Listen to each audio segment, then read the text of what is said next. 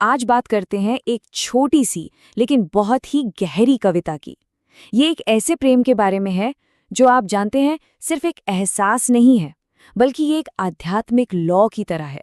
एक ऐसा कनेक्शन जो किसी को भी अंदर से पूरी तरह बदल सकता है। तो चलिए साथ मिलकर इसके मतलब की परतों को खोलते हैं। तो ये कविता शुरू होती है इन दो लाइनों से, और ये लाइनें सीधे हमें कविता के दिल में ले जाती हैं। यहाँ प्यार को एक लॉ या फ्लेम की तरह दिखाया गया है, एक ऐसी आग जिसमें कहने वाला बर्न हो रहा है, जल रहा है। सोचिए कितना पावरफुल मेटाफर है ये। तो सबसे पहले इसी लॉ की बात करते हैं, ये जो भक्ति की लॉ है।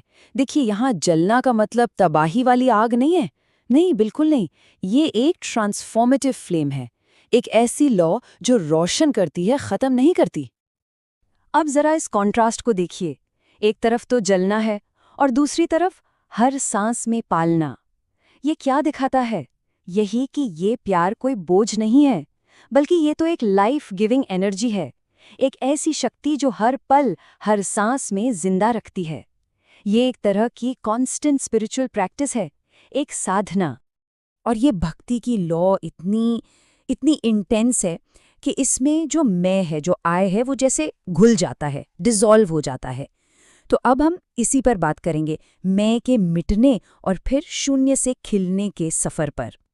इन लाइनों को देखिए, यहाँ पर जो कहने वाला है वो अपनी एक अलग आइडेंटिटी को ही डिनाई कर रहा है। वो कह रहा है कि उसके बिना मेरा कोई रूप नहीं, कोई रंग नहीं, कुछ भी नहीं। ना मैं कोई दिया हूँ जो रोशनी दे, ना ही धूप जो गर्मी दे। मैं तो बस कुछ भी नहीं हूँ, एक शून्य। और फिर आता है ये ट्रांसफॉर्मेशन। देखिए एक तरफ वो कहता है कि मैं कुछ भी नहीं हूं, और दूसरी तरफ तेरे स्पर्श से ही तो खिलता हूं मैं। मतलब सिर्फ एक टच से, नथिंगनेस से ब्लॉसमिंग तक का सफर, शून्य से खिल जाने तक का। ये इस प्यार की ट्रांसफॉर्मेटिव पावर को दिखाता है ना। और ये जो आइडिया है ना, वो इन लाइनों में और भी गहरा हो जाता है। यहाँ ये साफ है कि कहने वाले का वजूद, उसकी एग्जिस्टेंस पूरी तरह से दूसरे की मौजूदगी पर डिपेंड करती है।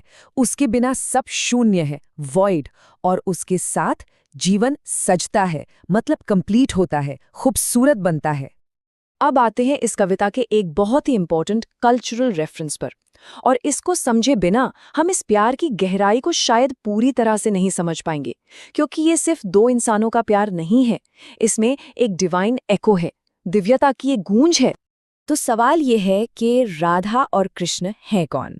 और ये समझना इसलिए ज़रूरी है क्योंकि यही रेफरेंस इस पूरी कविता को एक बिल्कुल अलग, एक बहुत ही गहरी मीनिंग देता है।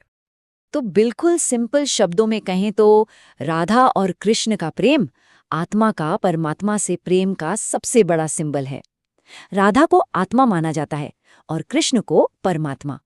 तो राधा की जो तड़प है, जो लॉन्गिंग है, वो असल में भक्त की तड़प है, और कृष्ण का जो प्रेम है वो उस तड़प का डिवाइन रिस्पॉन्स है। और कविता में ये रेफरेंस आता है इन लाइनों में। यहाँ कहने वाला खुद को राधा की तृष्णा, मतलब वो प्यास, और कृष्ण की बांसुरी की धुन, दोनों का हिस्सा बता रहा है।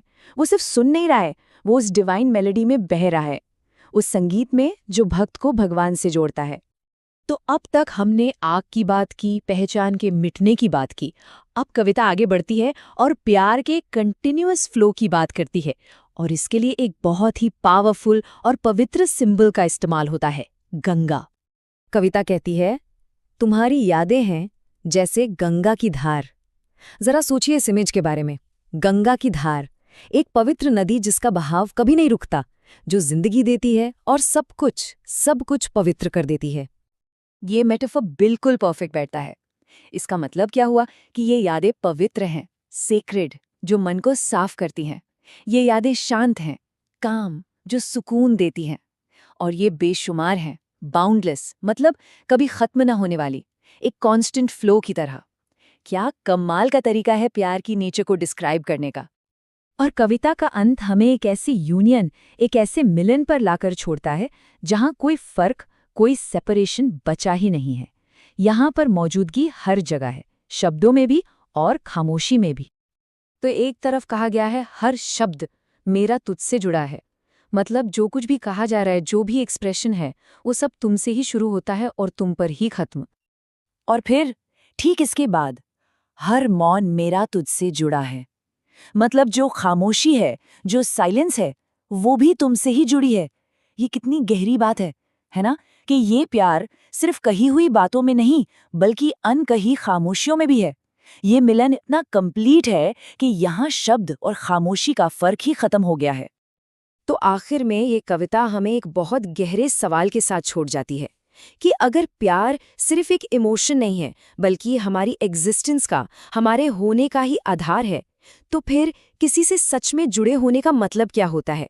ये एक ऐसा सवाल है जिसका जवाब शायद हम सबको अपने अपने अंदर ही खोजना होगा।